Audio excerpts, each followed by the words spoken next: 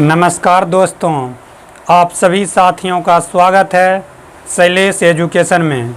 आज हम फिर प्रतिशत को आगे बढ़ाते हुए कुछ महत्वपूर्ण क्वेश्चन लेकर आए हैं, इसलिए आप लोग वीडियो को शुरू से अंत तक देखिएगा। चलते हैं क्वेश्चन की तरफ। आज का पहला क्वेश्चन है, एक परीक्षा में 900 लड़कियां तथा 1100 लड़के बैठे हैं। इनमें से 40% लड़कियां तथा 50% लड़के उत्तीर्ण हुए। उत्तीर्ण मतलब पास हुए।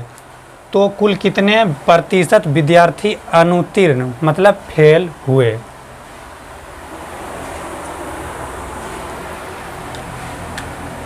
नौ सौ लड़कियों की संख्या है 900 और लड़कों की संख्या है 1100। इसमें से पास हुए लड़कियां 40%। पास को P से सूचित करते हैं। 40% पास हुए तो फेल कितना हो जाएगा? फेल हो जाएगा 60%। लड़के 50% पास हुए, उत्तीर्ण हुए। पास 50% हुए तो फेल कितने प्रतिशत? 50% फेल हुए। तो कुल कितने प्रतिशत विद्यार्थी अनुत्तीर्ण हुए मतलब फेल का प्रतिशत पूछ रहा है। तो फेल 900 लड़कियों में से 60% फेल हुआ तो 60/100, जब 0 से कैंसिल कीजिएगा 9 गुना 60 कीजिएगा तो आपका 540 आ जाएगा। 1100 का 50% फेल हुआ 50%। 00 से 00 कैंसिल, जब 11 गुना 50 कीजिएगा तो 550 आ जाएगा। कुल कितने प्रतिशत विद्यार्थी अनुत्तीर्ण मतलब फेल हुए हैं? विद्यार्थी में लड़कियां और लड़का दोनों आते हैं तो टोटल फेल हो जाएगा। जब इसमें जोड़िएगा 540 में 550 को तो 1090 आपका विद्यार्थी आ जाएगा। कुल फेल हुए हैं इतने। कुल कितने विद्यार्थी में से? तो कुल विद्यार्थी है 900 लड़कियां 1100 लड़के, कुल विद्यार्थी हो गया 2000। जब 900 को 1100 में जोड़ते हैं तो 2000। प्रतिशत ज्ञात करना है तो गुना 100। 00 से 00 कैंसिल, 10 से 10 कैंसिल, 2 से 54.5 बार में तो आपका आंसर आ जाएगा 54.5% आपका आंसर हो गया। फिर चलते हैं अगले क्वेश्चन की तरफ। स्क्रीनशॉट ले लीजिए। अगला क्वेश्चन है, किसी परीक्षा में 60% विद्यार्थी अंग्रेजी में तथा 70% गणित में उत्तीर्ण हुए। उत्तीर्ण मतलब पास हुए। यदि 20% विद्यार्थी दोनों विषयों में अनुत्तीर्ण मतलब फेल रहे हों तथा 2500 विद्यार्थी दोनों विषयों में उत्तीर्ण रहे हों, उत्तीर्ण मतलब पास रहे हों, तो कुल परीक्षार्थियों की संख्या कितनी है? यह क्वेश्चन वेन आरेख पर आधारित है।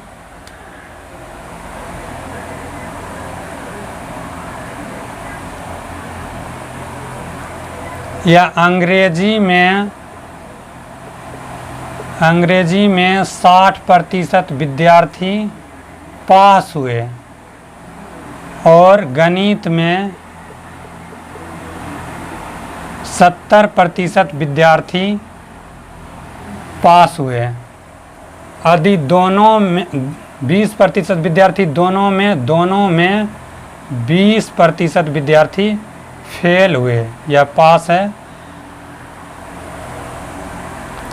तो यहाँ भी पास है, यहाँ भी पास है, तो इसे भी पास बना लेंगे। यदि 20% फेल है तो पास आपका हो जाएगा 80%। 80% आपका पास हो जाएगा। 80% विद्यार्थी आपका पास हो जाएगा। उसके बाद इंग्लिश प्लस मैथ, अंग्रेजी प्लस गणित का योग करेंगे। इंग्लिश प्लस मैथ को जब जोड़िएगा 60 प्लस 70 तो आपका 130 आ जाता है। 130 में जब यह कॉमन वाले पास को घटाइएगा तो एक्चुअल में जितना पास हुआ, पास होने वाले विद्यार्थियों की संख्या आ जाएगा। तो 130 माइनस 80 तो आपका 50% हो जाएगा पास। पास जब 50% हुआ है तो फेल भी 50% हो जाएगा। तो यहाँ पास 50% हुआ और यहाँ दोनों विषयों में 2500 विद्यार्थी दोनों विषयों में उत्तीर्ण मतलब पास हुए हैं। प्रतिशत में पास 50% निकला है और यहाँ पास दिया हुआ है 2500। तो 50% बराबर 2500 के हैं। तो 1% ज्ञात करने के लिए 2500 बटे 50 तो 100% बराबर आपका हो जाएगा 50 गुने 100 तो 5000 आंसर आपका आ जाएगा। कुल परीक्षार्थियों की संख्या हो गया 5000। यदि यह क्वेश्चन आपको समझ में आया हो तो वीडियो को लाइक कीजिए, चैनल को सब्सक्राइब कीजिए, वीडियो को शेयर कर दीजिए। फिर चलते हैं अगले क्वेश्चन की तरफ। अगला क्वेश्चन है, एक परीक्षार्थी 30% अंक प्राप्त करके 5 अंकों से अनुत्तीर्ण हो जाता है। अनुत्तीर्ण मतलब फेल हो जाता है। एक अन्य विद्यार्थी 40% अंक प्राप्त करके आवश्यक न्यूनतम अंकों से 10 अंक अधिक प्राप्त करता है। उत्तीर्ण होने के लिए आवश्यक न्यूनतम अंक कितने हैं? एक परीक्षार्थी 30% अंक प्राप्त करता है और वह 5 अंकों से फेल हो जाता है। एक अन्य विद्यार्थी 40% अंक प्राप्त करता है और 10 अंक अधिक लेकर आता है। 10 अंक अधिक लेकर आता है। तो जीत हार, पास फेल यह सभी अंतर को दर्शाता है।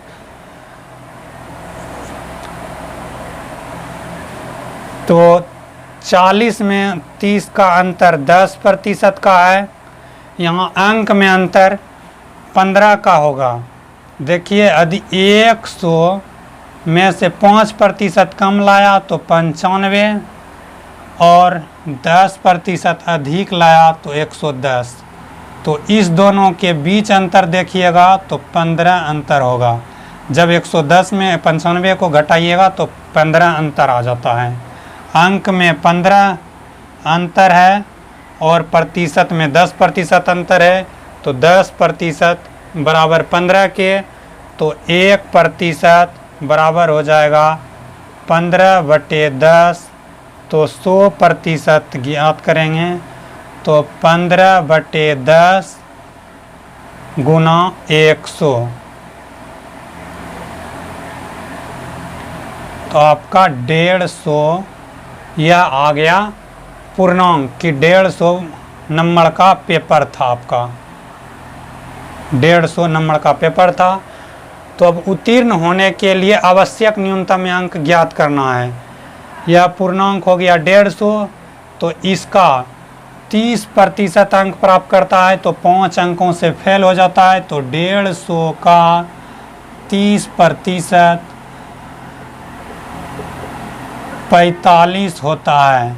तो यह 5 अंकों से फेल हो जाता है। तो 5 अंक जब इसमें जोड़ लेंगे तो आपका आ जाएगा 50 अंक। तो 50 अंक लाइएगा तो पास हो जाइएगा।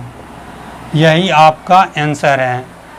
आप इस तरीके से भी आंसर ला सकते थे। 40 में भी कुल पूर्णांक 150 है। कुल पूर्णांक 150 है तो 40%, 15 चौके 60 या 10 अंक अधिक आ जाता है। तो यहाँ से 10 अंक घटा लेंगे तो 50। दोनों तरीका से आप आंसर ला सकते हैं। अब एग्ज़ाम में एक ही तरीका का उपयोग कीजिएगा, इन्हें दोनों तरीका का उपयोग करने लगे। फिर चलते हैं अगले क्वेश्चन की तरफ। अगला क्वेश्चन है, एक परीक्षार्थी ने 30% अंक प्राप्त किए तथा वह 108 अंकों से अनुत्तीर्ण रहा। दूसरे परीक्षार्थी ने 52% अंक प्राप्त किए जो उत्तीर्ण होने के लिए आवश्यक अंकों से 24 अंक अधिक है। उत्तीर्ण होने के लिए कम से कम कितने प्रतिशत अंक चाहिए? एक विद्यार्थी ने 30% अंक प्राप्त किए जो 108 अंक से फेल हो गया। दूसरे विद्यार्थी ने 52% अंक प्राप्त किए जो उत्तीर्ण होने से 24 अंक अधिक प्राप्त करता है। तो यहाँ से अंतर 52 और 30 में 22 का अंतर, 22 में अंकों में अंतर 132 का। जब एक 108 अंकों से फेल हो रहा है और एक अधिक ला रहा है तो यहाँ डायरेक्ट इसका योग कर दीजिएगा।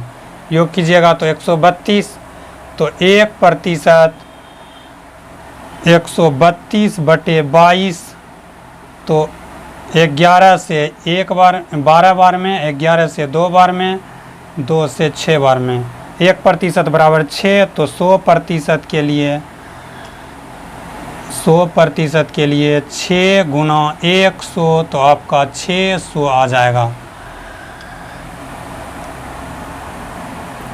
पास होने के लिए 600 का 30% ज्ञात करते हैं तो 180 आ जाएगा।